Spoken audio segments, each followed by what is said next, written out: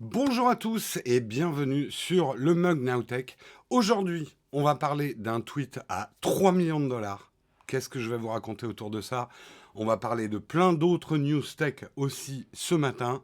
On parlera aussi un petit peu de mon chapeau. Je vous propose, parce qu'on est le 8 mars, on est le 8 mars 2021, je vous propose qu'on démarre tout de suite.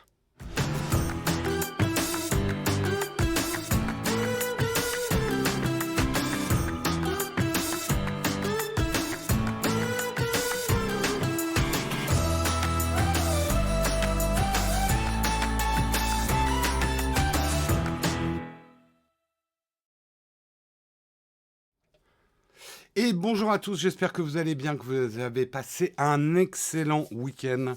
On se retrouve en ce lundi matin pour un nouveau Mug Nowtech. On remercie notre sponsor de ce Mug Nowtech, ExpressVPN. Je vous en reparlerai tout à l'heure. Je remercie tout le monde, tout le monde dans le chat de me souhaiter un bon anniversaire. Merci à tous de me souhaiter un bon anniversaire. Écoutez, ça fait plaisir, ça fait plaisir. Je ne porterai pas le chapeau pendant toute l'émission. Il y a certains sujets qui passeront mal, on va dire. On va dire justement les sujets du jour. Je vous laisse un peu. Merci encore. Merci. Alors, il risque d'y avoir des petits cafouillages avec le micro. On est en train de travailler là-dessus. On a essayé tout un tas de branchements. On a un petit lag avec le micro. Effectivement, quand des gens font des primes et des subs, ce qui est un petit peu un comble. On est en train de travailler sur le problème. Vous risquez d'avoir des petits problèmes. J'espère que ça se passera bien quand même. Je l'explique pour ceux qui nous écoutent en audio. J'ai un gâteau sur la tête. J'ai voilà un gâteau magnifique sur la tête puisque c'est mon anniversaire aujourd'hui. Voilà, merci. La chatroom est inondée. Merci beaucoup de tous vos messages. Ça fait chaud au cœur. Ça fait plaisir. Ça fait plaisir. Allez, on va regarder ensemble les sujets du jour. On a pas mal de sujets où je pense qu'on va pas mal débattre aujourd'hui. On va bien sûr commencer aujourd'hui le 8 mars. On s'en fout un peu que ça soit mon anniversaire. C'est surtout la journée internationale des droits de la femme. Hein, et non pas, comme certains disent, le jour de la femme. Ce n'est pas du tout ça. C'est la journée internationale du droit de la femme. Donc on en parlera justement avec le Google Doodle du jour, mais un petit peu de tout ça. On parlera également d'un tweet qui hier valait 2,5 millions de dollars. La folie des NFT. J'ai commencé à vous en parler la semaine prochaine. On va continuer. J'ai même 2 articles sur le sujet pour que vous compreniez bien. Je sais que ça va beaucoup partir en débat, mais ça va être intéressant. On va parler aussi d'un Bansky de 100 000 dollars qui a été brûlé pour en faire un NFT, justement. Alors là, on va avoir des réactions dans tous les sens. Un tableau, enfin une œuvre d'art brûlée pour en faire une œuvre d'art numérique. Vous verrez, c'est assez intéressant ce qui se passe dans le monde du NFT, et de l'art et du NFT. On parlera également plus rapidement, hein, le prochain smartphone Google Pixel pour être annoncé en juin. On parlera également de l'iMac qui est maintenant en rupture de stock et qui va être arrêté, l'iMac Pro, pardon. L'iMac Pro qui va être arrêté chez Apple. Et on parlera, ça sera un peu la tartine de Jérôme aujourd'hui, un sujet pas facile mais très intéressant. La grosse bourde, à mon avis, de la police nationale française, qui a retiré un tweet des réseaux sociaux après avoir fait un tweet de prévention pour le sexting, mais avec un très mauvais choix de mots et un mauvais tweet. Et on expliquera un petit peu pourquoi. Euh, j'ai dit quoi, Bansk? J'ai pas dit Banksy, oui, désolé, je suis dyslexique. Vous avez raison, c'est Bansky. Non, c'est pas Banksy. Vous me mettez un doute. C'est Bansky. Oui, c'est bien ça, je crois. Vous me mettez un doute. Le sexting a déjà été traité? Quel sujet a déjà été traité avant que je démarre? Ça me fait un sujet de moins.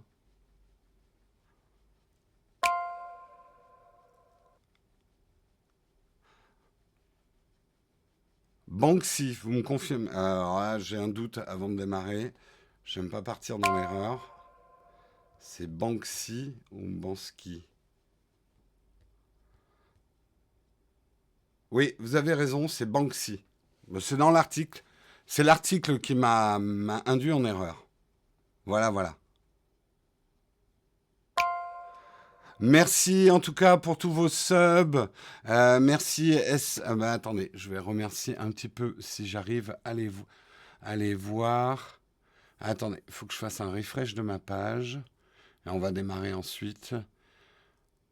Merci SSIDO68 pour ton sub. Merci SlyBM pour ton prime. Merci Falcon Eye pour ton prime. Merci Klurt17 aussi pour ton prime. Merci Fougère40. Et merci The Time Chronos.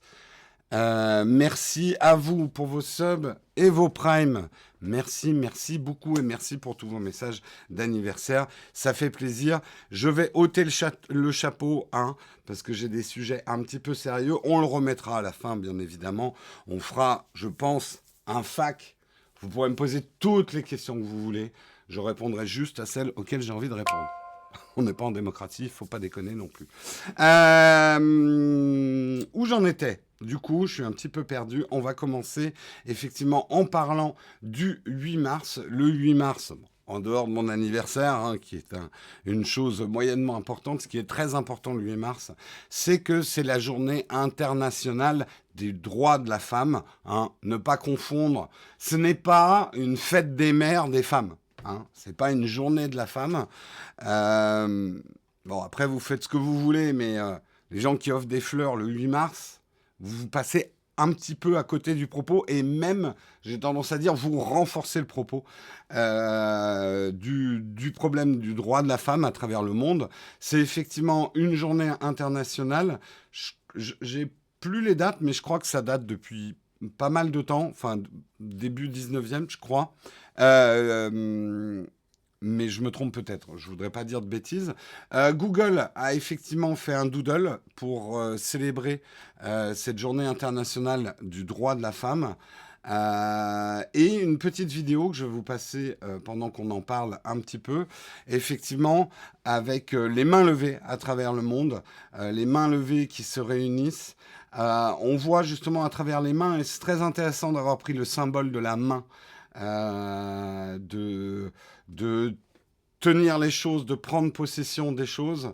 La main, c'est la force, c'est la maîtrise, c'est les professions, c'est l'égalité au sein des professions, parce que c'est un des cœurs du débat, l'égalité selon les sexes vis-à-vis des professions et du travail, des salaires, etc. Vous le savez même, bien évidemment, on pense à certains pays où les inégalités envers les femmes sont flagrantes, scandaleuses et ultra choquantes, mais dans notre pays aussi, dans nos pays occidentaux, qui peuvent se targuer d'avoir un certain progrès social à ce niveau-là, il y a encore énormément de problèmes, énormément d'inégalités. Le statu quo, moi, ce que j'ai à dire là-dessus, et je vais exprimer mon opinion, il peut y avoir des opinions différentes, hein, c'est la force de notre civilisation, c'est de pouvoir débattre, mais je pense que le statu quo actuel, et surtout de dire « ouais, mais ça a toujours été comme ça, pourquoi on changerait ?» Le statu quo actuel ne va pas. Il nous faut un nouveau statu quo. Il nous faut un nouveau statu quo sur l'égalité des chances.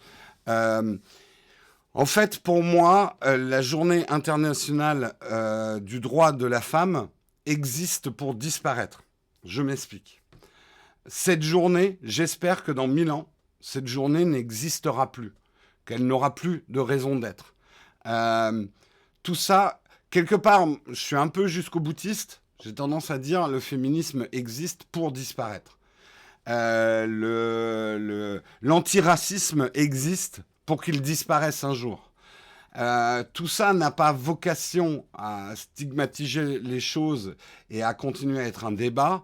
Ça doit aboutir à un moment à une avancée de notre civilisation, un nouveau statu quo, où on se dit « Ah, c'est marrant, il y a 1000 ans, il fêtait la journée internationale du droit de la femme. Et que ça paraisse, pour ceux qui seront là dans 1000 ans, 2000 ans, 10 000 ans, s'il y a encore du monde, on n'en sait rien, mais en tout cas pour les générations futures, que ça paraisse un archaïsme. Voilà. Euh, Ils se moqueront bien de nous. À ça, justement, bon, enfin, c'est un autre débat, mais faut jamais se moquer de nos ancêtres et penser qu'ils étaient moins intelligents que nous. Ils n'avaient simplement pas les mêmes codes, c'est tout. Mm. J'espère avant 1000 ans. Je suis un petit peu réaliste. Ce type de progrès social et de changement profond de la civilisation qui est tellement ancré, et c'est un fait, culturellement, de prendre en considération la différence de sexe comme une forme de discrimination est quelque chose qui est ancré dans notre évolution de notre civilisation tellement profondément qu'il va falloir pas mal de générations pour que ça n'existe plus. Beaucoup, beaucoup de générations. Un statu quo est par définition immuable, donc il n'est pas possible de changer un statu quo. Bah si, justement. Je sais, c'est un jeu de langage, si tu veux, Moriarty, mais statu quo, c'est aussi admettre qu'une chose, de dire ça a toujours été comme ça. C'est souvent ce qu'on dit. Oui, non, mais on veut changer les choses, mais Jérôme, ça a toujours été comme ça, depuis la nuit des temps, c'est comme ça, pourquoi on changerait? C'est ça, c'est admettre un statu quo. Ben non, il faut qu'on ait un nouveau statu quo.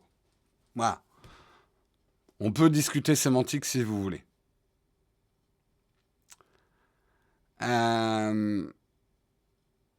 Mais bien évidemment, on parle effectivement du droit international de la femme parce que c'est la journée. Mais toutes les choses comme tout ce qui stigmatise quelqu'un, les différents. Je suis pas en train de nier. Ce n'est pas la négation des différences. Ce n'est pas dire qu'il n'y a pas de différence entre nous. Mais justement, il y a des différences entre tous les individus. Il n'y a pas un individu sur Terre qui ressemble à un autre individu. Et la différence, c'est notre richesse la plus profonde. Mais les différences ne doivent pas créer des stigmatisations, ne doivent pas créer des différences de traitement. Et c'est ça, en fait. Bien évidemment que les différences existent, mais les différences existent entre les individus.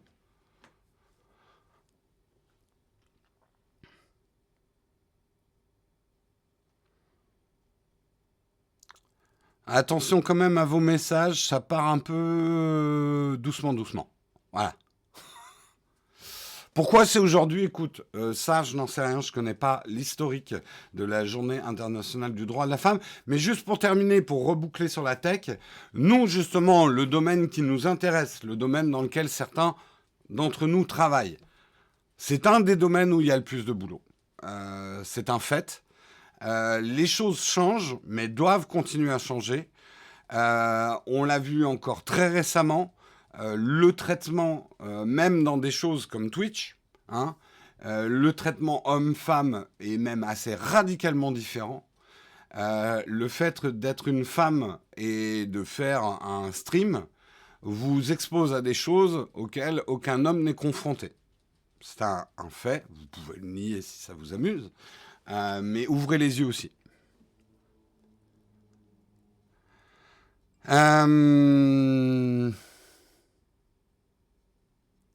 Bon, il y en a qui... Franchement, est-ce que vous pensez que c'est intéressant de m'attaquer sur le fait que j'ai utilisé le mot statu quo et qu'on parle sémantique? Si ça vous intéresse, on peut. Mais justement, j'ai voulu être assez choc avec cette histoire de changer de statu quo. Donc, désolé, j'ai tordu la langue latine, mais je pense que vous m'avez compris.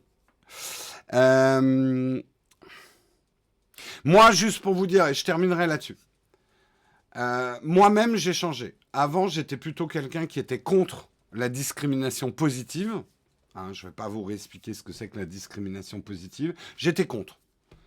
Maintenant, je suis pour. Parce que je comprends que la discrimination positive est un mal nécessaire pour éliminer la discrimination. Qu'on n'y arrivera pas sans la discrimination positive.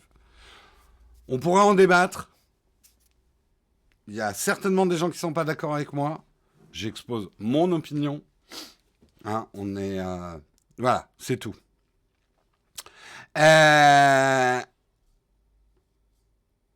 Parler de sémantique dès le matin, pas de problème. Eh oui, le réveil est difficile.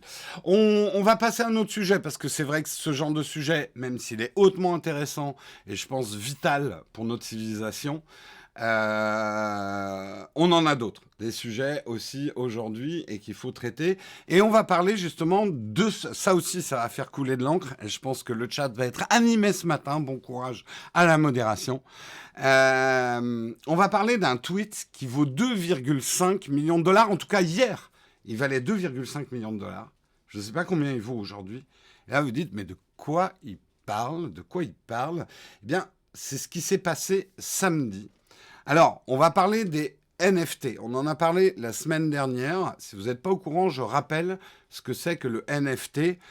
Je ne suis pas un spécialiste, donc il est probable que je fasse des petites erreurs en parlant. Je sais que quelqu'un de très technique m'a repris sur ce que j'avais dit en m'attaquant, en me disant « Mais tu dis n'importe quoi !»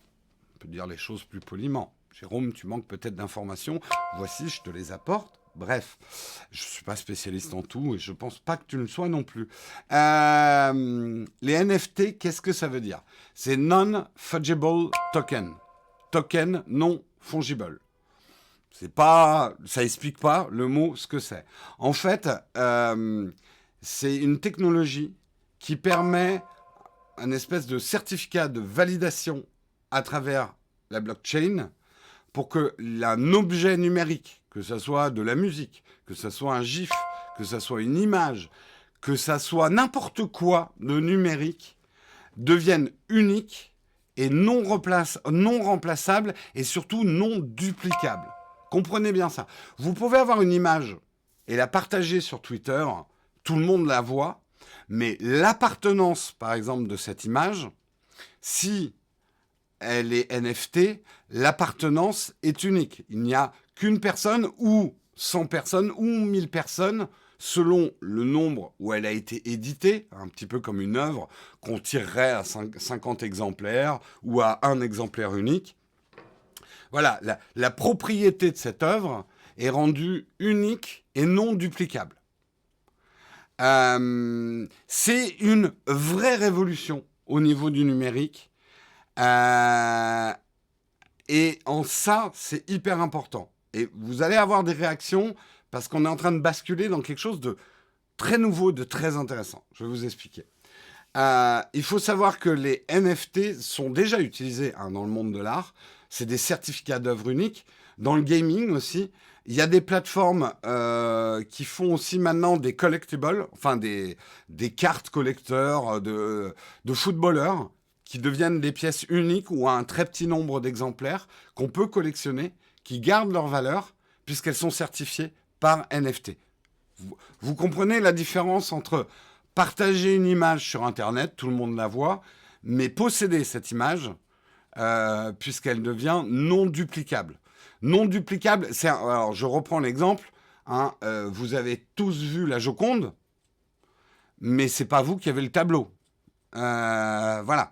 Donc on peut reproduire une œuvre d'art pour que tout le monde la voie, mais ça ne veut pas dire que tout le monde a une Joconde chez lui parce qu'il a vu l'image sur Wikipédia. Vous voyez ce que je veux dire? Vous comprenez ou pas? N'hésitez pas s'il y en a qui ne comprennent pas, parce que c'est très important de comprendre ça. Est-ce qu'il faut payer pour ça comme un brevet?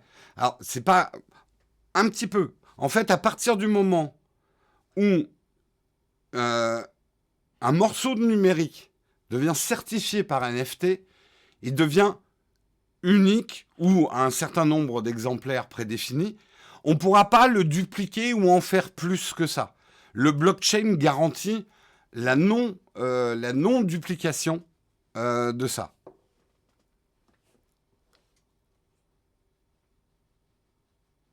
Si tu partages une image et tu fais un screenshot, alors je réexplique avec la Joconde.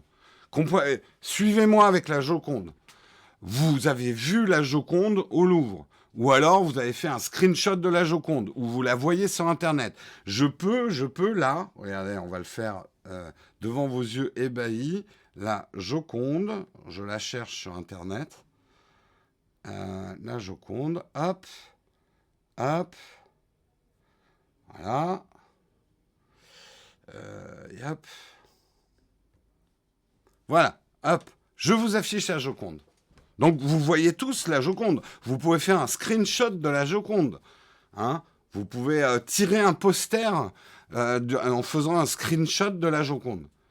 Mais ça ne veut pas dire que la Joconde vous appartient.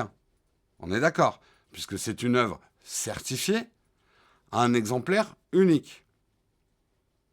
Vous comprenez ? Stop, attendez, je me resserre un café. Voilà, vous n'êtes pas propriétaire de la Joconde. C'est pas parce que vous la voyez ou même que vous faites un screenshot de la Joconde que vous avez le tableau, ok ?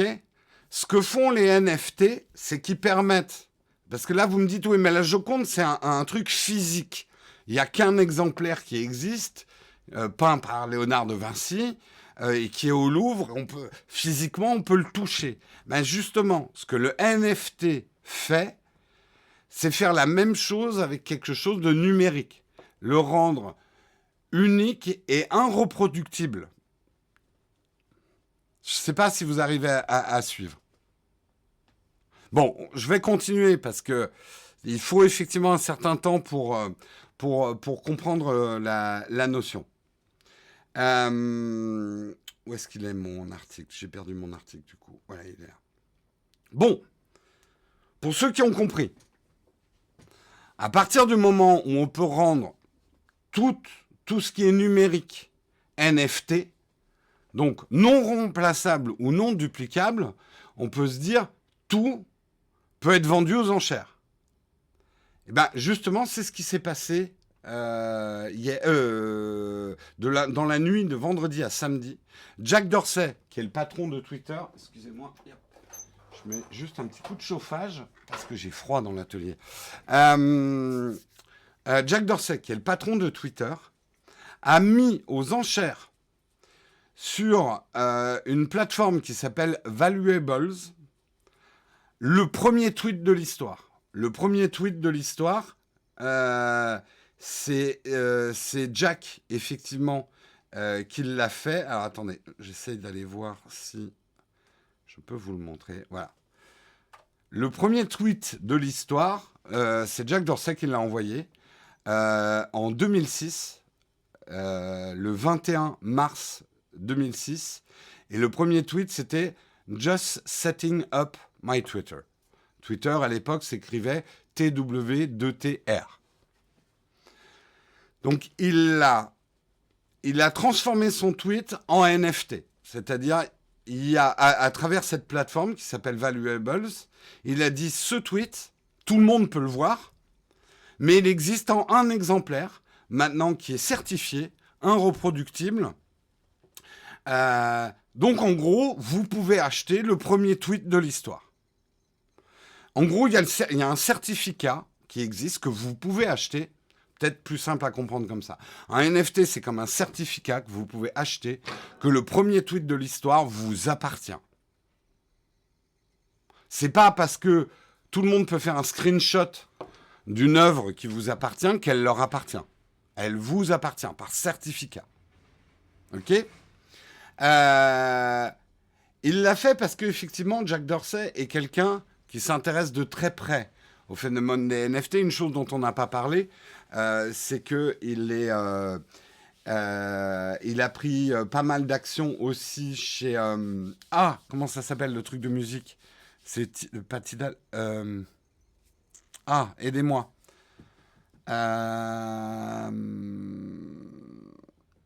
J'ai un trou de mémoire.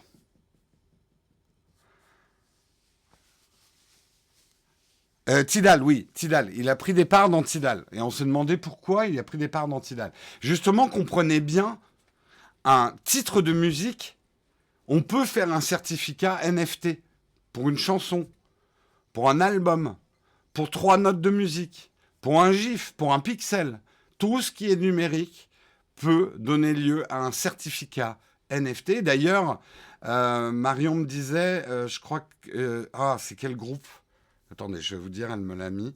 Il y a un groupe qui vient de sortir un album avec un NFT. Donc vous pouvez vous acheter l'album et l'écouter, mais il y a un ou quelques exemplaires qui seront certifiés NFT. Ça n'a rien à voir avec les droits. Je sais que le mélange peut être fait, mais ça n'a rien à voir avec les droits. Je cherche juste le nom du groupe. Où est-ce qu'elle me l'a mis? Je crois qu'elle l'a mis dans le Flipboard. Je l'ai vu ce matin. J'ai un trou de mémoire.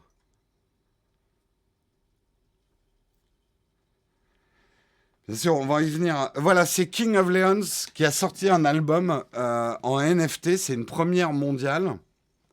Je vous montre l'article. On l'a mis dans le Flipboard Nowtech. Le groupe King of Leons sort un album en NFT, une première mondiale. Et ils l'ont sorti, alors je vais voir, est-ce qu'ils l'ont fait en plusieurs exemplaires?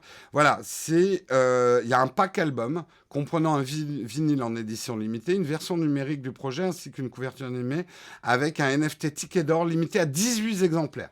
Donc leur album, tout le monde peut se l'acheter, tout le monde peut l'écouter, mais il y a 18 exemplaires qui sont certifiés originaux. C'est comme une édition limitée en fait, voilà, numérotée. À partir du moment où c'est certifié et numéroté, ça devient collectionnable et surtout, il peut y avoir de la spéculation, de l'inflation autour de la possession de ce NFT.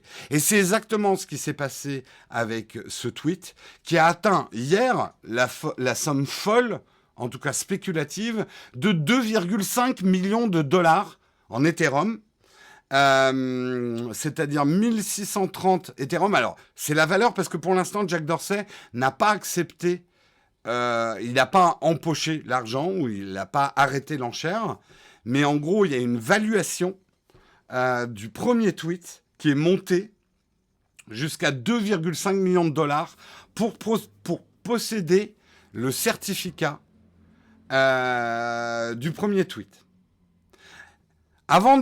Parce que je vois des réactions, mais c'est une fumisterie, mais c'est n'importe quoi, on achète du vent, le numérique n'existe pas, par rapport au physique, ça n'existe pas. Attendez le deuxième article. Vous allez comprendre comment tout est en train de basculer. Il y a déjà un tweet qui a été vendu à 6600 dollars. C'est le tweet de Binance. Binance qui avait fait ce tweet-là. Slap yourself if you sold Bitcoin under 10 000 dollars. Et ce tweet-là de Binance a déjà été vendu puisqu'il a été NFT, enfin il a eu un certificat NFT. Et ce certificat NFT de ce tweet a déjà été vendu 6600 dollars. Vous dites, mais c'est complètement con d'acheter un tweet à 6600 dollars. J'ai envie de vous dire, oui, mais à ce moment-là, et c'est l'exemple que je donnais, quelqu'un, par exemple, qui achète une trace de peinture sur une toile et qui l'achète 6 millions de dollars, il a juste... C'est comme si vous me disiez, mais la peinture, c'est juste des molécules de couleur, un peu de matière de couleur sur une toile faite de fils avec un peu de traitement dessus et un cadre en bois. Je vais pas payer 6 millions de dollars un cadre en bois avec un peu de peinture dessus, quoi. Et vous comprenez que un seul tweet que vous avez acheté 2,5 millions de dollars, si vous y croyez à la valeur spéculative de ce tweet, vous pouvez vous dire, par exemple, j'ai le premier tweet de l'histoire que j'ai acheté 3 millions de dollars, je peux peut-être le revendre à 6 millions de dollars dans 10 ans. Là, on tombe justement dans la collection, on tombe dans la spéculation, on tombe dans le marché de l'art. Et il n'y a pas que l'art d'ailleurs, de tout ce qui est collectionnable en fait. Le NFT rend les objets numériques collectionnables. Et oui, ce que vous êtes en train de dire est tout à fait vrai. Moi, par exemple, je pourrais décider, et pourquoi pas, j'essaierai peut-être pour voir, de mettre sur Valuable, puisque Valuable est une plateforme qui permet de mettre des certificats sur ses tweets. Exemple, je choisis mes pires jeux de mots que j'ai faits sur Twitter. Et je les mets aux enchères. Beaucoup d'entre vous vont dire c'est complètement débile, j'achèterai jamais un tweet de Jérôme, surtout que j'ai le droit de le voir, le tweet. J'ai pas besoin de l'acheter. Mais certains vont peut-être se dire ouais, mais moi j'ai envie de posséder ce tweet. Si on est. Justement, alors on va arriver à l'article suivant, vous allez comprendre. Parce que certains sont en train de dire c'est absurde. C'est comme si vous disiez que l'art est absurde. Mais il peut l'être. Mais vous allez comprendre. Euh, Tout ça, effectivement, montre que les NFT sont en plein boom. Peut-être une chose que certains d'entre vous comprendront mieux. Les cartes de joueurs de football américain ou de baseball. Vous l'avez déjà vu hein, dans des films américains. Ces cartes physiques sont devenues des objets de collection sur lesquels il y a de l'inflation ou des comics. Voilà, des comics des Marvel d'autrefois. Les trucs prennent de la valeur. Vous dites oui, mais c'est physique. C'est là où votre esprit a du mal à franchir le pas. Mais qu'est-ce que ça veut dire un objet physique? En dehors du fait qu'on peut le toucher avec ses mains, ça veut dire surtout que c'est un exemplaire limité ou unique qui soit physique. À partir du moment où une technologie permet de garantir ce côté unique ou très petit nombre d'exemplaires en numérique et que ce certificat n'est pas reproductible ou duplicable, bah c'est la même chose en fait. Est-ce qu'être propriétaire d'un NFT nous donne les droits dessus? Je ne suis pas un spécialiste du droit de l'art.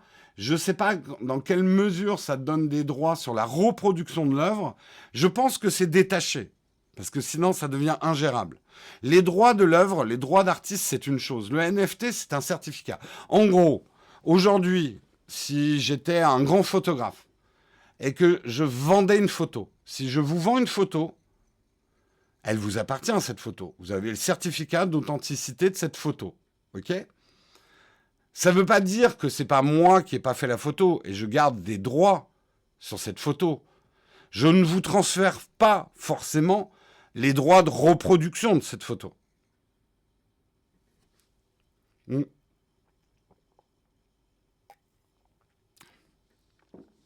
Aujourd'hui, de toute façon, tout ça, il n'y a pas vraiment de législation. C'est le Far West. Hein. Comprenez bien qu'on est au début de quelque chose.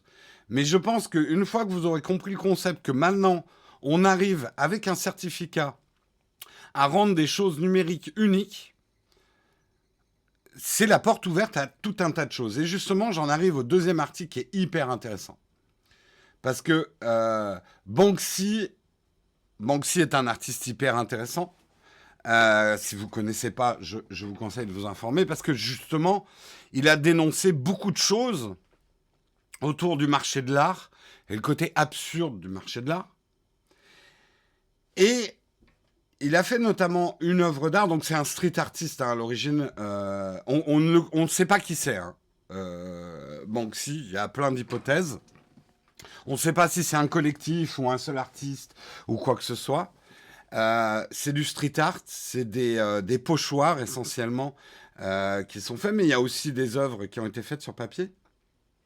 Et je vais vous montrer une œuvre, justement, dont on va parler. Cette œuvre s'appelle Morons. Morons en anglais, ça veut dire idiot.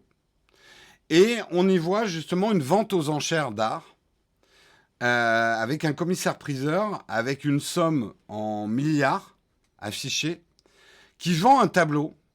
Et sur le tableau, il est écrit « I can't believe you morons actually buy this shit ».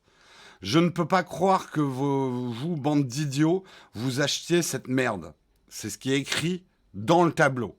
Et les gens ont acheté ce tableau où c'est écrit que c'est de la merde, que seuls des idiots achèteraient, l'ont acheté $1 million. Donc là, ça va vraiment dans le sens des gens qui disent mais c'est complètement idiot. Et la mise en abîme de Banksy, c'est de dire un tableau sur lequel je vous traite d'idiot d'acheter cher des idioties, vous l'achetez hyper cher. Il y a eu d'autres mises en abîme hein, par Banksy. Le fameux tableau qui a été détruit, on en avait parlé pendant une vente aux enchères. Et là, c'est allé encore plus loin. C'est-à-dire, ce n'est plus Banksy qui a ce tableau. Ce tableau a été vendu, enfin, ce dessin, ce pochoir a été vendu physiquement. Ok. Les personnes qui ont ce tableau l'ont brûlé hier. L'ont brûlé, mais ils en ont fait un NFT. C'est-à-dire qu'ils ont brûlé ça. Je m'attends aux réactions dans la chatroom. Je vous montre la vidéo pendant qu'on en parle. Cette œuvre a été en direct de New York, brûlée juste après avoir été transformée en NFT, pour que justement contribuer à la valeur NFT de l'œuvre. Parce que, comprenez bien, s'il y avait le tableau physique plus un NFT, c'est deux exemplaires de la même œuvre. En détruisant l'exemplaire physique de l'œuvre, on rend unique le NFT. C'est un... En fait, de comprendre ça, c'est comment... Alors, c'est très avant-gardiste. C'est de la provoque de brûler quelque chose de physique. Mais c'est un des rôles de l'art. C'est la provocation. Et Banksy et son œuvre ont toujours été basés là-dessus. Et bien sûr, ça va faire penser à certains à Gainsbourg qui brûlait un billet, mais ça, c'est encore autre chose. De voir une œuvre physique détruite, remplacée par un certificat d'œuvre numérique, nous fait comprendre, et en ça, les artistes, qu'on soit d'accord ou pas d'accord avec eux, on ne peut que reconnaître qu'ils sont avant-gardistes, pour certains, sur les futures valeurs. Et je pense que ça restera dans l'histoire, le fait qu'on ait brûlé un tableau physique pour lui donner sa valeur numérique, le rendre unique. C'est le début d'une histoire de la valeur numérique des choses et de la spéculation autour de la valeur numérique des choses. Moi, alors pour mon pauvre Jérôme, pourquoi un tel sujet le lundi matin? Moi, je trouve que c'est passionnant. Et alors, les gens qui me disent, mais Jérôme, c'est pas de la tech, vous n'avez rien compris à la tech. À mon avis, hein, je veux pas être méchant, mais là, justement, on est dans un basculement profond et ça vous semble très bizarre. Peut-être que tout ça, ça va pas marcher, mais en tout cas, c'est quelque chose de très important qui se passe dans le monde numérique. Le monde numérique, on l'a toujours mis en antagonisme par rapport au monde physique, en disant le monde numérique est un monde virtuel qui n'existe pas, c'est triste, il n'y a que les choses physiques qu'on peut prendre en main. Mais en fait, c'est qu'il manquait une chose dans le numérique. Il manquait effectivement un certificat garantissant qu'une œuvre existe vraiment dans le numérique et qu'elle n'est pas reproductible.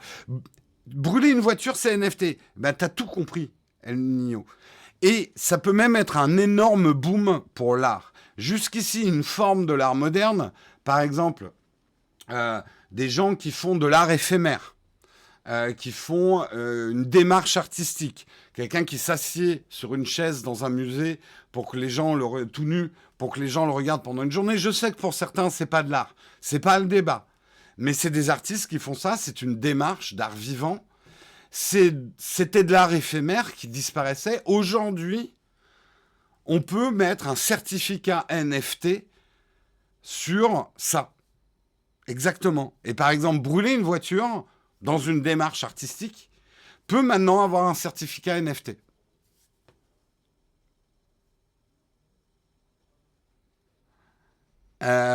On peut tout vendre, genre un brevet, un droit. Exactement. Moi, je peux très bien prendre mes photos d'Instagram et vous dire, je les mets aux enchères en NFT, leur mettre des certificats NFT et les vendre aux enchères pour me faire de la tunasse ou pour aider la chaîne. Pourquoi pas? Aujourd'hui, on a des goodies physiques. On pourrait très bien, et je vous garantis qu'on va y réfléchir, avoir des goodies numériques qui seraient numérotés, des exemplaires uniques, qu'on vendrait aussi comme des goodies. On pourrait très bien faire ça. Ça n'empêcherait pas tout le monde d'en profiter, de les regarder, même de s'en faire des fonds d'écran, mais le certificat d'authenticité, de possession de ces goodies, par exemple, n'appartiendrait qu'à ceux qui ont acheté ou enchéri sur le NFT.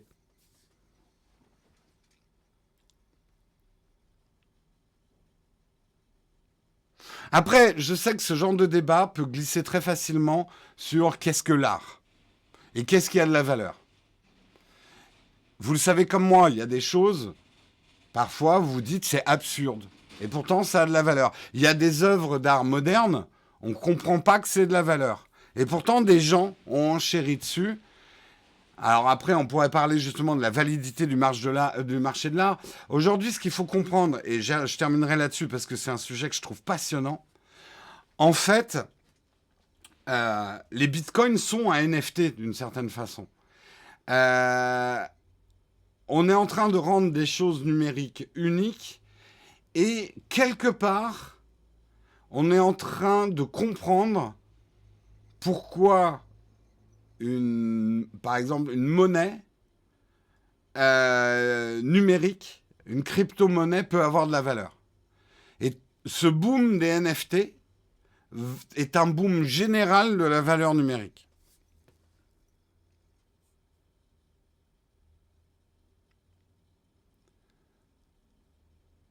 On pourrait parler de la santé mentale des acheteurs surtout. Alors GG Max, je te pose une question.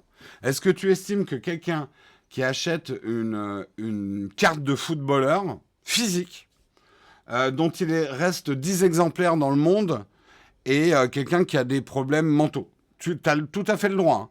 Quelqu'un qui achète, allez, 10 000 dollars, et encore plus, une figurine Star Wars de Boba Fett, qui n'existe plus qu'à 7 exemplaires dans le monde, est-ce que tu comprends que les gens se l'achètent pour, je sais pas, 1 million de dollars?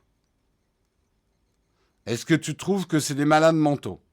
Je pose la question un peu à tout le monde. Hein. Désolé, c'est tombé sur toi, mais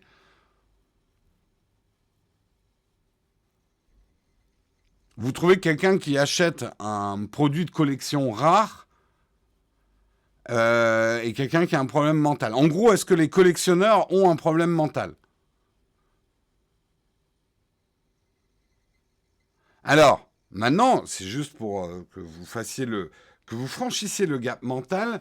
Quelle est la différence entre un produit qui existe physiquement en 7 exemplaires et un produit par certificat NFT qui n'existe qu'en 7 exemplaires numériques?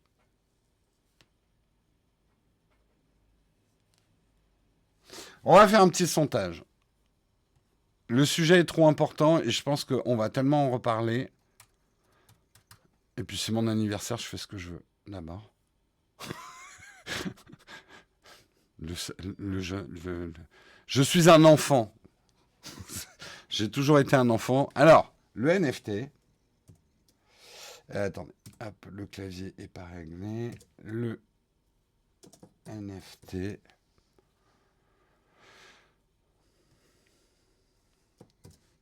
J'y comprends rien. C'est n'importe quoi. C'est une révolution.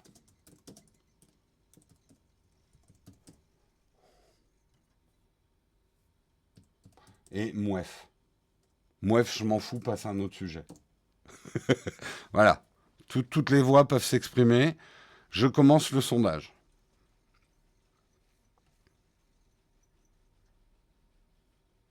Mais c'est hyper intéressant hein, de voir à quel point vous réagissez dans le chat. Comme quoi le sujet laisse pas indifférent. Vous êtes pour l'instant 47% à penser que c'est une révolution. Vous êtes 4% à ne rien y comprendre. Vous êtes 15% à dire c'est n'importe quoi. Et vous êtes 38% à me dire passe à un autre sujet, on s'en fout. Mouette.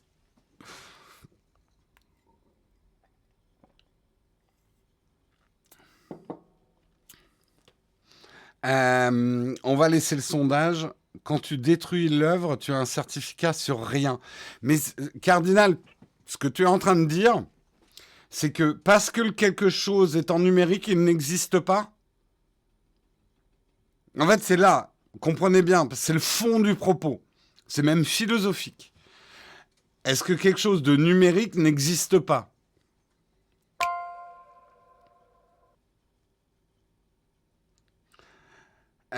Comment on fait pour jouer avec la statuette Booba fait dans NFT? Bah, voilà, par exemple, avec un casque virtuel, tu peux profiter d'une sculpture numérique.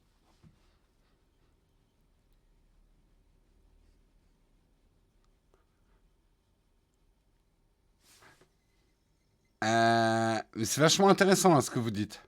Si tu détruis complètement l'œuvre numérique, tu as encore le certificat? Oui. Mais attention, ton certificat est quand même lié à une œuvre.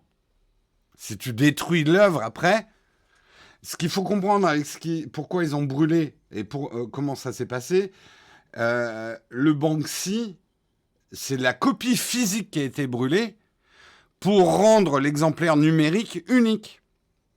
Vous êtes, alors, fin du sondage, vous êtes 43% à penser que c'est une révolution. Vous êtes 38% à penser, mouef, passe à un autre article, tu nous pètes les couilles, Jérôme. Vous êtes 12% à penser que c'est n'importe quoi. Et vous êtes 7% à ne rien y comprendre. Mais exactement, pourquoi pas faire des éditions numériques des mugs, mais même les mugs, l'émission que vous êtes en train d'écouter, je pourrais très bien les mettre aux enchères, le certificat, et vous pourriez vous acheter le mug dans lequel j'ai parlé des NFT pendant plus de 40 minutes. Vous pourriez enchérir dessus, alors, en mettant 50 centimes. Hein. En fait, je pense que ce qui vous choque, c'est les valeurs dont on parle. On parle de 100 millions de dollars, on parle de millions de dollars, là, vous comprenez rien. Mais un NFT, je peux très bien dire, allez, je mets aux enchères ce mug, le mug du 8 mars. Je vais essayer de le faire. Le mug du 8 mars 2020, je vais lui mettre un certificat NFT. Je vais demander ce qu'on met, parce que je ne sais pas du tout comment on fait. Et je mettrai aux enchères à 10 centimes. Voilà. Boum. Enlevez la notion de valeur qui vous semble folle et d'argent que vous n'avez pas. Ok ? Si on parle voilà, d'enchères où on reste dans la limite d'1 euro. Et s'il est en exemplaire unique, ce mug, en tout cas le certificat d'appartenance de ce mug, je sais plus ce que je voulais dire. Ça ne veut pas dire que ce mug vous appartient en termes de droit, mais vous pouvez dire c'est moi qui possède le certificat de ce mug, de cette émission. Et peut-être, quand je serai devenu riche et célèbre, ou mort, et ouais, bah, il faut y penser. Peut-être qu'il y aura une spéculation incroyable sur des choses que j'ai faites. J'ai de forts doutes. Eh bien, la personne qui a le certificat de l'émission du 8 mars 2021, peut-être qu'il y aura une spéculation folle autour de ça. Est-ce que vous commencez à comprendre ? En fait, vous mélangez les droits, la copie, les droits d'artiste, au certificat d'œuvre.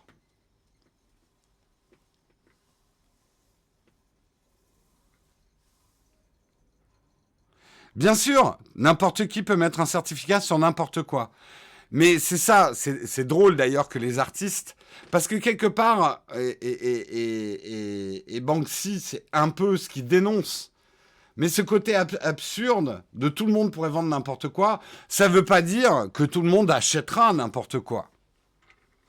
Parce qu'il y a des artistes qui l'ont déjà fait, on ne sait pas une invention d'hier, de vendre des crottes de chiens. Et des gens les ont achetés, de vendre des urinoirs dans des expositions, de vendre des œuvres scandaleuses pour démontrer l'absurdité du marché de l'art.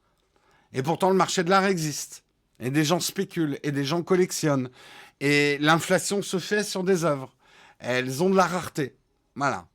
En créant un certificat d'authenticité de quelque chose, vous créez la rareté. Et le numérique y a droit aussi.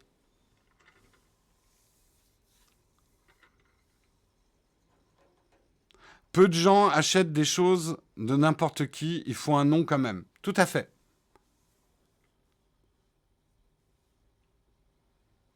Non, vous ne me possédez pas en achetant un certificat du mug. Et vous ne possédez même pas les droits sur cette émission. Je ne vendrai pas les droits de cette émission, je vendrai le certificat d'authenticité de cette émission.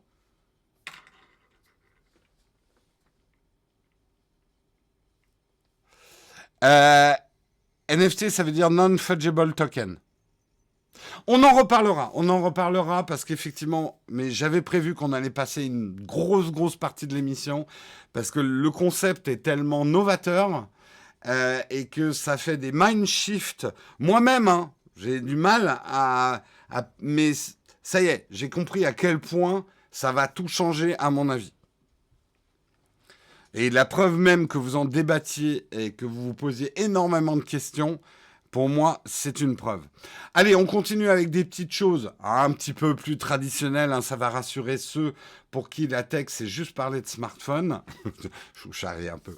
Le prochain smartphone de Google, le Google Pixel, pourrait être annoncé en juin. Date étrange, parce que l'été n'est pas vraiment un moment propice pour lancer un nouveau smartphone, mais ça serait peut-être raccord avec le calendrier de Google qui fera probablement son événement I.O.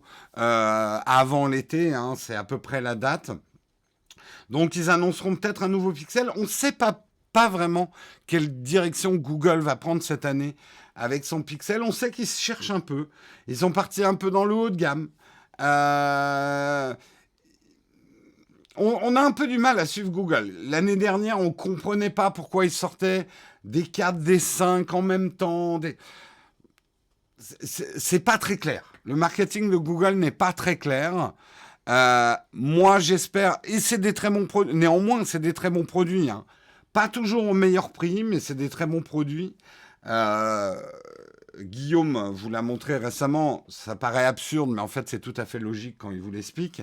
Que par exemple, les Android les plus faciles pour faire sa manœuvre d'enlever Google, si vous ne comprenez pas ce dont je parle, allez voir les nouvelles vidéos sur notre chaîne principale. Guillaume vous parle de ça, mais pour virer Google d'Android, vaut mieux le faire sur un smartphone Google. C'est plus facile. Qu'est-ce que Google pourrait nous sortir effectivement comme Pixel? Je sais pas. Ils sont toujours un peu différenciés en ne suivant pas la course à la multiplication des couples capteurs optiques derrière les appareils photo, en misant tout sur le traitement informatique de l'image à l'intérieur de leur smartphone, avec plutôt de la réussite. C'est des très bons photophones, hein, les pixels. Est-ce qu'il y aura de l'écran pliable? On a eu des rumeurs hein, d'un Pixel avec un écran pliable. À voir. À voir, au voir.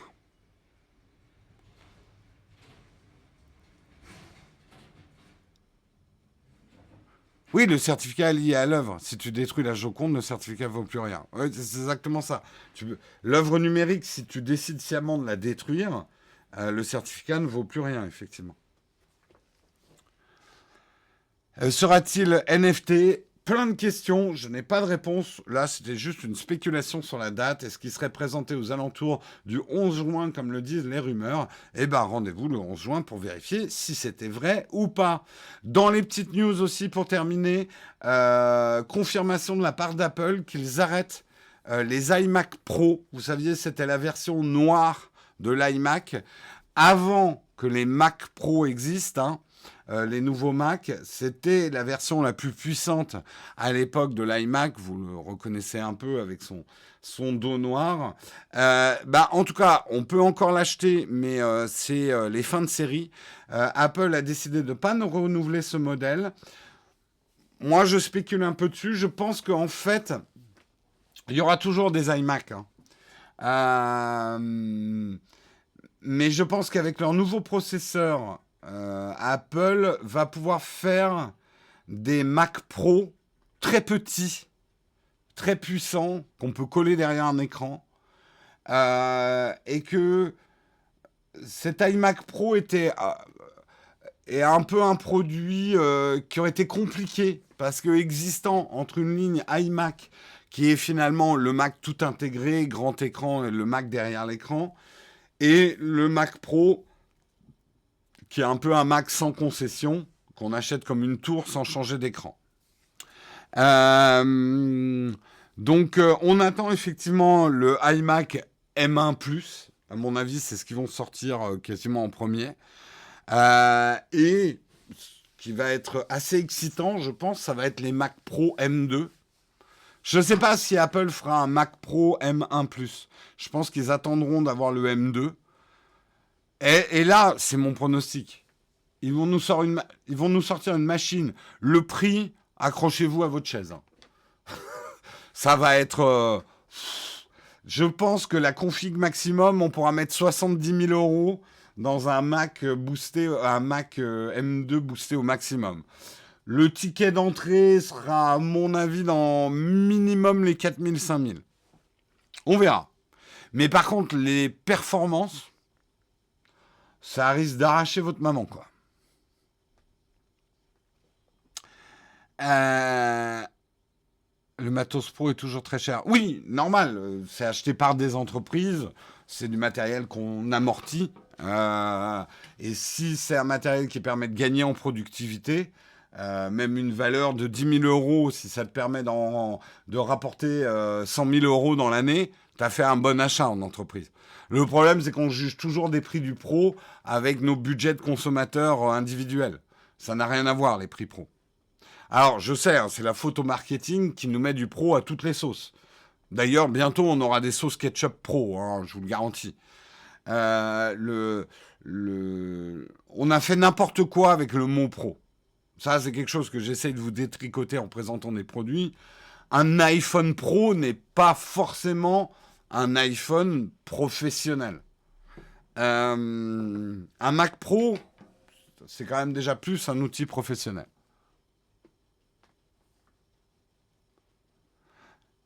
Euh, les youtubeurs devront choisir entre une Tesla et un Mac Pro M2.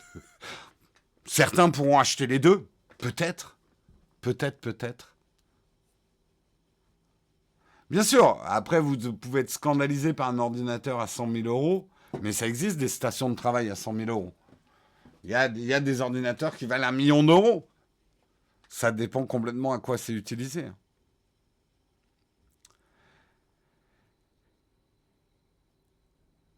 Apple, c'est le genre d'entreprise qui pourrait utiliser le NFT. Bah, il pourrait très bien sortir, imaginons un iPad Pro, tout le monde pourrait l'acheter, mais 10 exemplaires de l'iPad Pro seront NFT avec un certificat d'authenticité. Et ces 10 iPads deviendront des collectors, mais vraiment certifiés, qui se vendront peut-être à plusieurs millions de dollars. Regardez les premiers Mac qui se vendent des millions de dollars, même sans certificat d'authenticité. Alors, vous allez me dire, oui, mais un Mac, c'est un truc physique. Donc, j'ai rien démontré du tout. Alors, imaginons maintenant une application ou un jeu vidéo. Hein, vous êtes d'accord? Je ne parle pas de la boîte physique du jeu vidéo, mais le jeu vidéo en tant que tel n'est pas quelque chose que vous pouvez prendre dans vos mains, déchirer et tout. On pourrait très bien sortir un jeu vidéo avec 10 exemplaires de ce jeu avec un certificat NFT qui deviendraient les vrais collectors de ce jeu.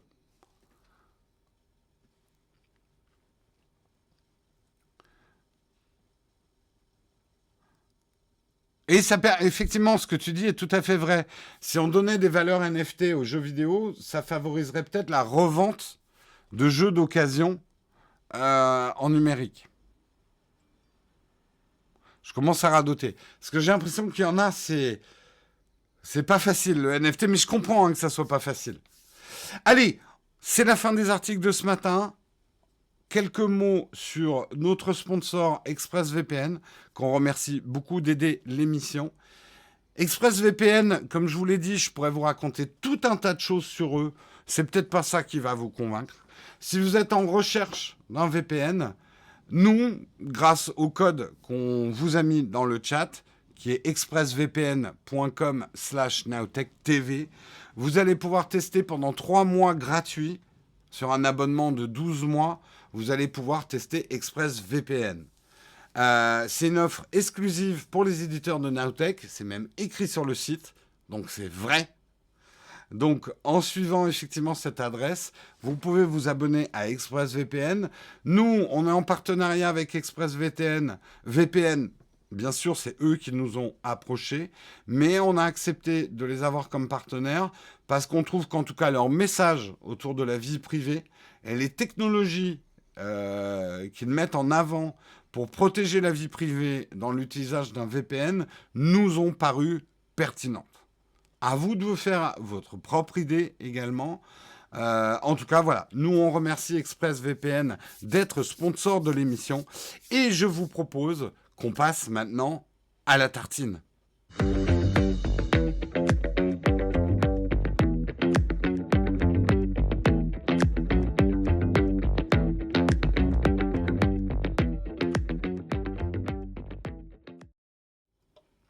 La tartine ce matin, alors le sujet est un petit peu plus délicat. Attention à vos réactions hein, quand même par rapport à ça. Justement, ouais, mais modérez-vous avant que la modération vous modère dans la chatroom. Tout ne peut pas être dit dans la chatroom. Moi, j'ai quasiment le droit de tout dire. Hein, la vie est injuste. Vous n'avez pas le droit de tout écrire dans la chatroom. Voilà, c'est comme ça que ça se passe. Parce que c'est un sujet un petit peu délicat, puisqu'on va parler de sexting avec la police nationale française qui a retiré un tweet de prévention après un tollé sur les réseaux sociaux. Effectivement, la police nationale française avait fait un tweet que je vous montre. C'était une image.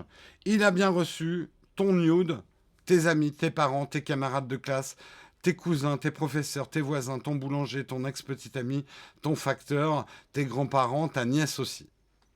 Et le message qui accompagnait cette pub de prévention était le suivant. Envoyer un nude, c'est accepter de prendre le risque de voir cette photo partagée. Cette phrase, ce tweet a été fait le 6 mars et a déclenché un tollé. Et j'avoue, moi je ne l'ai pas vu samedi, mais j'aurais vu ça, j'aurais participé au tollé. Envoyer un nude, c'est accepter de prendre le risque de voir cette photo partagée. C'est souvent quelque chose qu'on entend quand on parle de dick pic, quand on parle de nude, mais il est complètement con d'avoir envoyé une photo de lui tout nu sur Internet. Déjà, si tu fais pas ça, t'as pas de problème. Vous confondez les victimes et les coupables. Il n'y a absolument rien dans la loi qui interdit de se prendre en photo nue, et tant mieux. Il n'y a aucune interdiction à prendre des photos de soi nue. C'est une liberté fondamentale de prendre une dick pic et de l'envoyer à quelqu'un qu'on aime. Par contre, il est formellement interdit, si vous, par exemple, vous avez reçu une image de quelqu'un nu, de la partager. Et la loi, elle est là. On n'est pas à condamner la victime d'un détournement de nude parce qu'elle aurait pris une photo d'elle nue. Celui qui est condamnable, c'est celui qui l'a partagée. Et il est de bon ton de rappeler quand même que la loi, et justement, certains ont détourné l'affiche en mettant « Elle t'a envoyé un nude, tu gardes la photo pour toi, tu ne la partages sous aucun prétexte sans son consentement, sinon tu t'exposes à une peine de 2 ans de prison et 60 000 € d'amende en vertu de l'article 226.2 du Code pénal. La diffusion de photos privées sans consentement est un délit. Et vous comprenez, j'espère, en quoi il ne faut pas inverser le propos. Certains qui ont fait du revenge porn, leur défense, c'est de dire « mais c'est elle ou c'est lui qui m'a envoyé une photo de lui à poil. Donc c'est de sa faute. Moi, j'ai fait que le partager. C'est pas ma faute. Il avait qu'à pas me l'envoyer. » Et vous comprenez comment on bascule facilement dans un discours où, et c'est souvent ce qui revient dans ce genre d'histoire, où on va plus blâmer la victime, dont la photo a été partagée, que le coupable. Et je le rappelle, et beaucoup l'ont fait, je prends effectivement certains tweets qui ont été faits à propos de ça. Supprimer la culpabilisation des victimes, c'est non.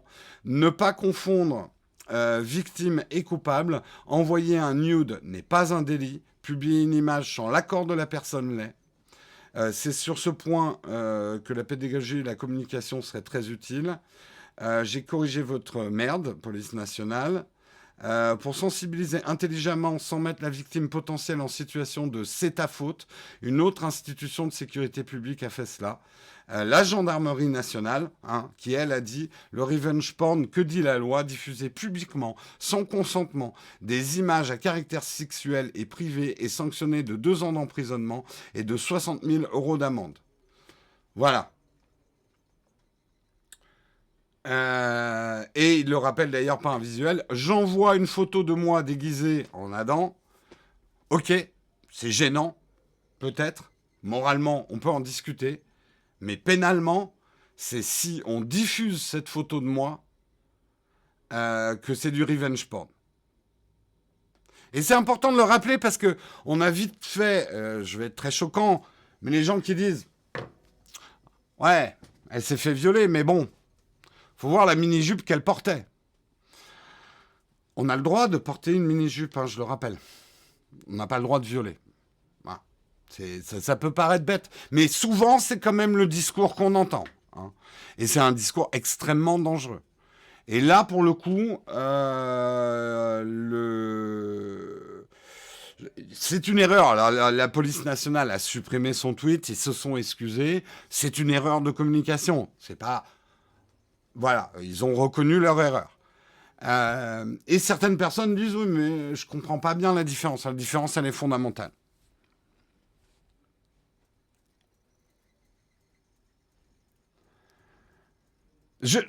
D'un point de vue légal, partager une photo de soi nue, ou prendre une photo de soi nue et la partager, la donner à quelqu'un, n'est pas interdit. C'est le fait de partager cette photo que vous avez reçue sans le consentement de la personne qui est dessus, qui est illégal. Il n'y a pas de débat à avoir autour de ça. C'est la loi.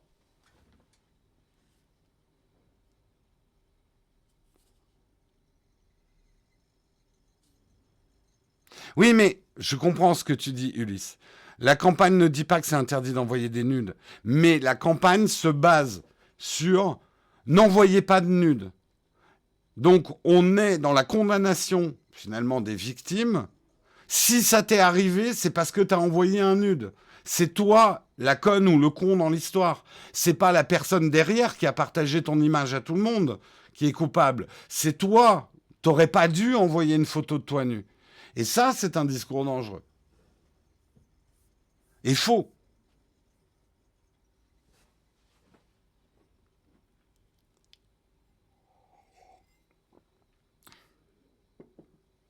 Ah, il y en a qui sont en train de mélanger les nudes et les NFT.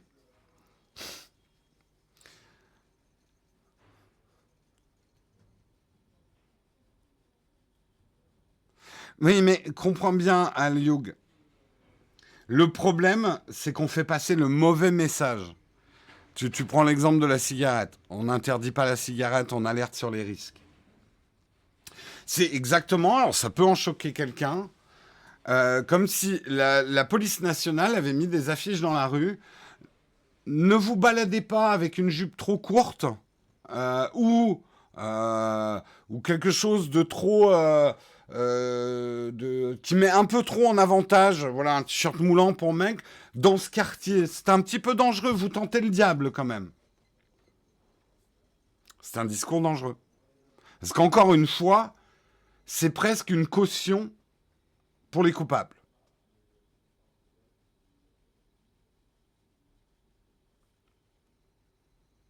En fait, c'est une inversion du point de vue, et c'est ce qui fait que chaque fois qu'une victime d'un viol, d'une agression sexuelle le dit, la première réaction de beaucoup de monde sur Internet, c'est plutôt de condamner la victime. Ah ouais, mais t'aurais peut-être... Oh, puis c'est bizarre quand même que tu sortes cette histoire maintenant. En gros, plutôt que de se dire il y a un problème quand même avec le coupable même présumé, on va se focaliser sur la victime. Que le problème émane de la victime.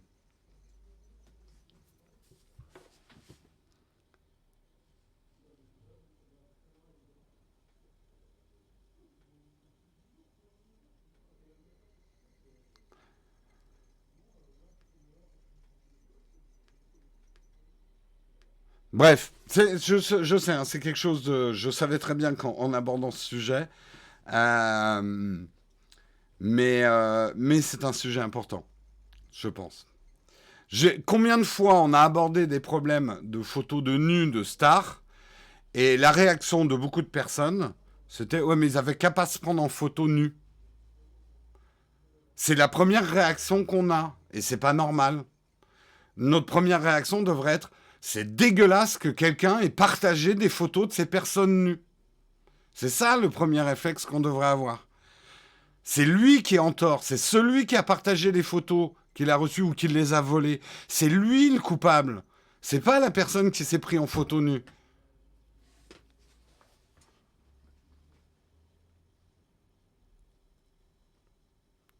Oui, mais il faut pas oublier la présomption non plus de culpabilité. Et trop souvent, les victimes sont tues à cause de la présomption d'innocence. On me relance sur la présomption d'innocence. Si la présomption d'innocence est utilisée comme un bâillon pour faire taire les victimes, ça marche pas. La présomption d'innocence est très importante. La présomption de culpabilité, la présomption de victime est importante aussi. Et, essayer de faire taire les victimes avec le bâillon de la présomption d'innocence, ça marche pas. Ça peut pas marcher comme ça. Et c'est justement ce qui a fait que tant de victimes ont fermé leur gueule pendant tant d'années parce qu'elles savaient très bien qu'on les écouterait même pas et que on les harcèlerait alors qu'elles sont déjà victimes.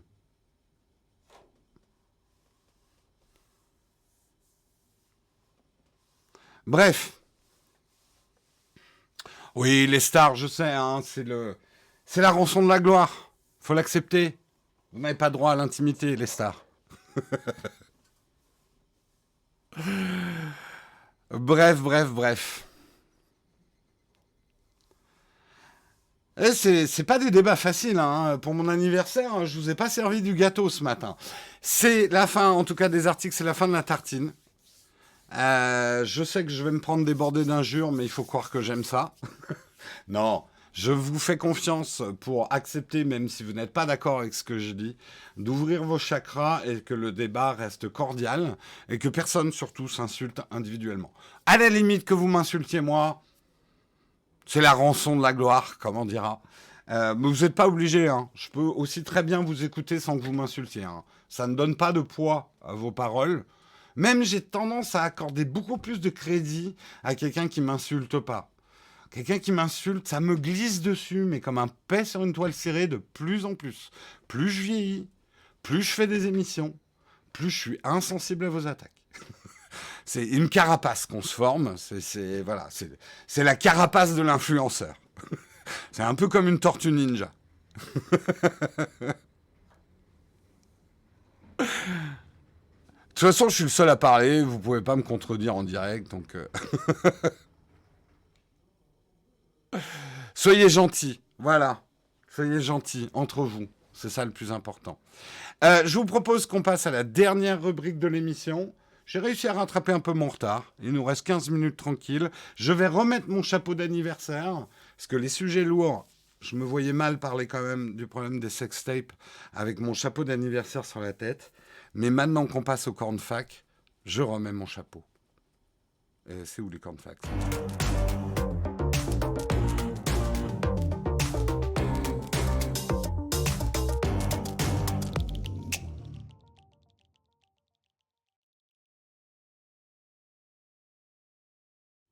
Alors, est-ce que vous avez des questions? Si vous voulez d'ailleurs qu'on poursuive certains débats qu'on a eus, s'il y a eu des choses, que ce soit sur le NFT, que ce soit sur le sexing, que vous voulez continuer à en parler. Et les cadeaux, bah je sais pas, ils sont où les cadeaux Non, j'ai fêté mon anniversaire. Alors c'est vrai que c'est une année un petit peu spéciale hein, pour fêter son anniversaire. C'est pas super. J'espère que bientôt et probablement l'année prochaine, je pourrai faire un anniversaire avec mes amis proches, un bon gueuleton, dans un bon resto. Hein. J'espère. Aujourd'hui, les choses sont spéciales. J'ai fait mon anniversaire avec ma famille. une partie de ma famille en présentiel, en prenant les règles de précaution, une autre partie de la famille en visio. C'était très sympa, j'étais très ému. Ils m'ont fait des super discours et des super cadeaux. Euh, j'ai eu des choses qui sont des choses pas tech et privées. Donc je vais pas vous dire les cadeaux que j'ai eus. Voilà. Euh, Est-ce que ton paix sur une toile cirée sera en vente en NFT? Pourquoi pas? Est-ce que je mettrais pas mes tweets et mes bons mots en NFT? C'est une réflexion que je me fais. Que penses-tu de MyHeritage qui anime les photos anciennes? On en a parlé la semaine dernière, Léo dessus. Je te conseille d'aller voir le replay du mug. Là, c'est pire qu'une sextape quand Jérôme sera président sur son yacht. Franchement, la vidéo d'aujourd'hui fera tâche. Que conseilles-tu pour assortir les couleurs des Philips Hue? C'est-à-dire assortir avec quoi? Nat, il faut que tu m'expliques un petit peu ce que tu veux assortir. Des menottes en moumoute. Uh-huh. Un pull 64. J'en ai déjà deux des pulls 64. Au bout d'un moment, je vais me sentir un peu porte-marque de la marque 64. En plus, il y a quelques crétins qui ont dit ah, c'est écrit 64 sur ton pull, c'est ton âge? Non, c'est la taille. J'allais dire un truc vraiment graveleux. Euh, Les natifs du mois de mars, les poissons, c'est les meilleurs. Tiens, j'ai oublié ce que je viens de dire. Ah, mais ça, c'est les poissons. Que penses-tu de Opera GX? Alors, je pose plutôt la question à Guillaume. Moi, j'ai jamais utilisé Opera. J'ai dit Opera, non, Opéra, des formations. Je dirais juste merci au Covid de m'avoir évité bien des fêtes. Oh. J'ai eu quel âge? C'est ma moitié de siècle, j'ai 50 ans. C'est... Alors, pour vous donner un bon mot que je mettrais en NFT, dans l'époque qu'on vit, il vaut mieux être en cinquantaine qu'en quarantaine. Voilà, c'est mon jeu de mots d'anniversaire. Il a déjà été fait, je pense, mais je me l'attribue. C'est mon jeu de mots d'anniversaire, version NFT. À l'époque, en 2021, il vaut mieux être en cinquantaine qu'en quarantaine. Voilà. Euh, Non, 64, la marque 64, c'est le département. Mais j'ai la moitié de ton âge. Et oui, c'est des choses qui arrivent. Ça t'arrivera aussi, et ça t'arrive déjà aussi. Il y a quelqu'un qui a la moitié de ton âge aussi. L'âge, c'est quelque chose, vous pouvez rien y faire. On est né avec. On peut pas le changer. Faut l'assumer. J'ai pas de Rolex à 50 ans, mais j'ai une Apple Watch et tout va bien. Euh, Peak Design va sortir une coque iPhone. Elle pourrait se fixer avec de nombreux supports. Ouais, j'en ai parlé. Je vous avais même partagé le lien d'affiliation vers le Kickstarter. J'ai pas de date quand ça sort. Non, je suis pas du 64, mais j'aime bien. Et j'aime bien cette marque de fringues. Putain, j'ai fait de la pub. Et maintenant, 64, petit coup de fil, vous nous sponsorisez. Hein. T'as 30 ans dans une semaine, depuis une semaine. Eh ben, bon anniversaire à toi, Camille. Bon anniversaire à tout le monde. Je le dis une fois par an, ça vaut pour tout le monde. Bon anniversaire à tous. Hein. C'est super.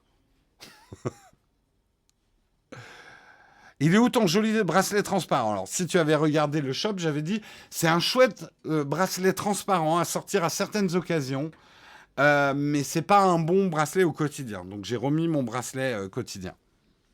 Non, j'ai pas reçu de mug pour mon anniversaire. 50 ans, toujours plein d'énergie, comme quoi l'âge est dans la tête. Oui et non. Bien évidemment, on va dire, tu commences à avoir des pètes dans la tuyauterie et ça couine dans les articulations de porte. Hein. L'âge, c'est une chose. Moi, j'ai toujours pensé dans la vie quand même que tout âge avait des avantages et des inconvénients. J'ai pas tout aimé dans mes 20 ans. Hein. J'ai pas tout aimé dans mes 30 ans. J'ai pas tout aimé dans mes 10 ans. J'ai pas tout aimé dans mes 40 ans. J'aimerais pas tout dans mes 50 ans. Il y a des avantages et des inconvénients aux âges qu'on vit dans la vie. Euh, j'ai une chance énorme. Je veux dire, je réfléchissais un petit peu, parce que c'est sûr que les anniversaires sont toujours des moments d'introspection, un petit peu, normal. Je me disais, la chance que j'ai, c'est en fait qu'à 50 ans, alors oui, j'ai opéré un grand changement de carrière à 40 ans. Euh, je ne connais pas une minute d'ennui dans ma vie. Je ne m'ennuie jamais. J'aimerais de temps en temps avoir un petit peu d'ennui. Parce que la contrepartie de ça, c'est que faut suivre. Mais c'est quand même une chance énorme de ne pas s'ennuyer. Ah oui, je gagne moins d'argent qu'avant. J'ai eu des professions qui me rapportaient plus d'argent. Mais je ne suis pas à plaindre à ce niveau-là. Mais je vous le dis parce que c'est vraiment quelque chose que je pense. Ne pas s'ennuyer est une chance énorme. Vraiment énorme.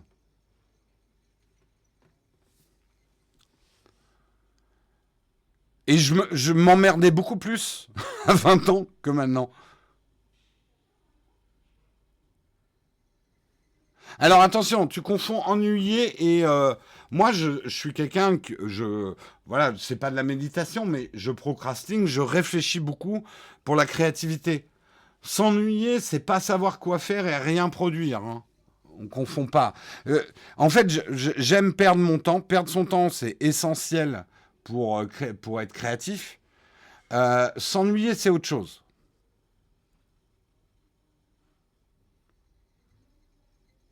Non, les ennuis, c'est autre chose que s'ennuyer.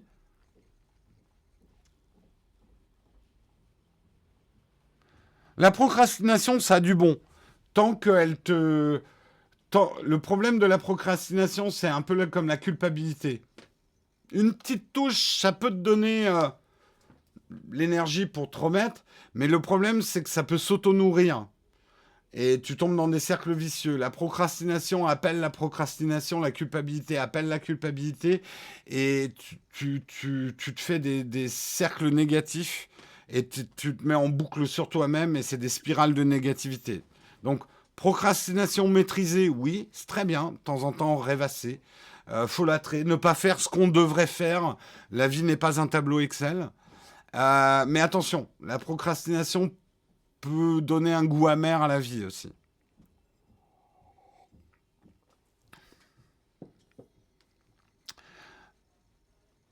Bah, perdre son temps sur YouTube, j'ai envie de dire, ça dépend ce que tu regardes.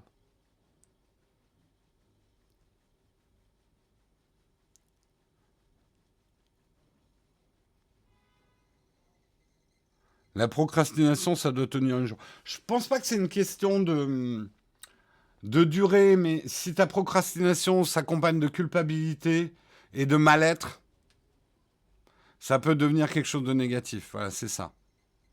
Il faut l'assumer, sa procrastination, accepter qu'on n'est pas, justement, la vie n'est pas organisée comme un tableau Excel. Tu penses suivre la conférence OnePlus ce soir à distance, probablement, si j'ai le temps, ouais. Ou en tout cas en parler demain matin, ça c'est clair.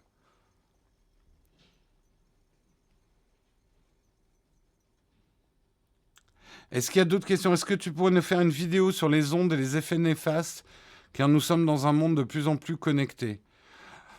Je veux bien, mais mon opinion sur les ondes va pas plaire à tout le monde. Parce que je pense pas qu'elle soit extrêmement... Je me suis fait mon avis. Je pense que Bluetooth, Wi-Fi et tout ça, je pense pas que ça soit dangereux.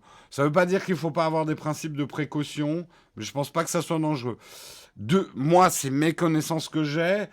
J'ai vu qu'on faisait quand même beaucoup plus d'électromagnétisme en mettant un fil électrique, une rallonge par terre, en spirale ou en boule. Ça va te balancer beaucoup plus. Et il y a des gens, quand je vois qu'ils disent, oui, moi, portable, je le mets loin de ma tête. Et chez eux, les branchements électriques... Enfin, voilà, je pense qu'on a beaucoup d'irrationnel dans notre vision des ondes. Mais pourquoi pas? Peut-être qu'un jour, je ferai une vidéo là-dessus.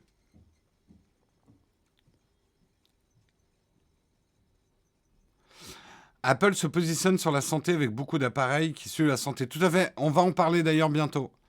Alors c'est pas une vidéo sur Apple, mais on est en train de travailler sur une vidéo qui est difficile à faire J'espère qu'elle vous plaira sur la santé connectée. Les peintures anti-Wi-Fi et tous ces trucs-là, ça c'est n'importe quoi. C'est justement faire de l'argent sur la peur des gens. C'est comme la potion miracle du docteur Schnouf. Euh, Drôle de nom. En termes de fréquence, ça n'a rien à voir, mais on a peu de retours sur les effets négatifs, en effet. Voilà. Je pense que le problème, si je faisais une vidéo là-dessus, c'est que les commentaires ne seraient qu'une une foire d'empoigne des anti et des pros. Merci. En tout cas, j'ai pas suivi les primes et les abonnements. Je vais faire un merci. Je vais essayer de le faire. Merci Tofu Sauvage. Merci Vaya. Merci Dodger Akam. Merci Twin. Merci Spirit of Saint-Louis. Merci Alken6. Merci Join the Fug. Merci Pascal M. Merci Bestos. Merci SSIDO68. Je crois que j'ai remercié après, ouais. Merci beaucoup à vous pour vos primes et vos subs.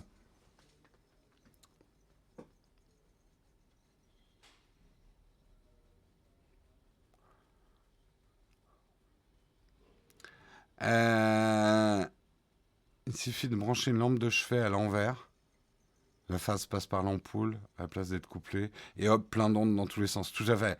Je pense que rien que nos branchements électriques qu'on fait mal nous balancent plus d'ondes que Wi-Fi et... En tout cas, c'est ce que je pense. Mais je suis pas un scientifique. Me tirez pas dessus. C'est ma pensée. Alors peut-être que je me réconforte comme ça et que j'ai tort. J'en sais rien. Mais qui sommes-nous pour affirmer qu'on a raison? Est-ce que tu attends la sortie de Scribble sur iPad et écrire tout le temps? Ouais, j'utilise quand même pas mal. Il faudrait que je vous montre ça, je ferais bien une vidéo là-dessus. Par exemple, je découvre les possibilités de scan de l'application Notes d'Apple. Elles sont assez incroyables. Oui, alors, tu vois, Vaea, puisqu'on en est... et là, c'est pas des croyances. Protéger sa peau contre les rayons solaires, oui, ça, j'y crois, oui. Oui, ça, oui. Oui. Ça, oui, ça, la dangerosité des rayons du soleil. Et je parle pas de coups de soleil. Ça c'est assez facile à comprendre qu'on se brûle au soleil. Mais la dangerosité à long terme de trop de soleil, oui.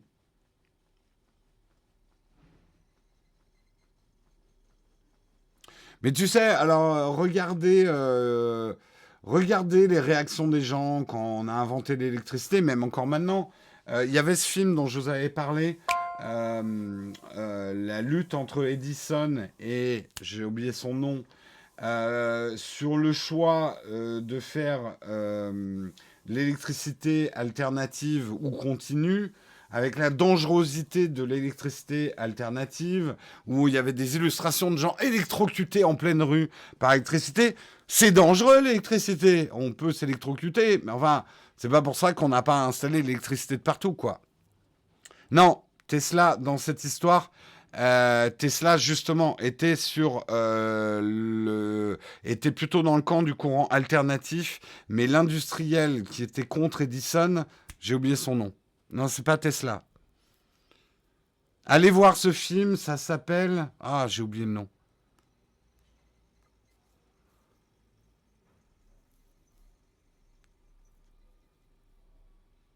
Il est 9h30. Oh, mais c'est mon anniversaire, je fais ce que je veux, Samuel. Non, on va s'arrêter là. Non, c'est pas le film Tesla. Non, Current War, merci. Le film s'appelle Current War, la guerre du courant. Et c'est l'histoire d'Edison contre Westinghouse. C'est ça, merci. D'Edison contre Westinghouse. Et effectivement, Tesla a été embauché par Westinghouse. Allez voir, le film est moyen, mais par exemple, c'est une partie de l'histoire de la technologie que je connaissais pas bien. Et vous verrez que les peurs étaient les mêmes. Les nouvelles technologies ont toujours fait peur et c'est normal et tant mieux qu'on se pose des questions, quoi. Allez, je vous fais des gros bisous. Merci encore de tous vos messages d'anniversaire. Chapeau à tout le monde. J'ai l'impression d'être Charles Trenet. Un espèce de Charles Trenet trash. Une espèce de tentative de casting. Bon, bref, je suis en train de partir dans mes délires. Je vous fais des gros, gros bisous. On se retrouve demain matin à 8h. Soyez bons, soyez forts. On va peut-être choisir qui on va raider. Qui on va raider. Lancer un raid. Lancer un raid. Qui on va raider ce matin. Eh ben, on va raider l'ami Corben. Hein, on va raider l'ami Corben. Nous lançons le raid. Et je lance le générique. Et à la fin du générique, vous pourrez raider. Ciao tout le monde.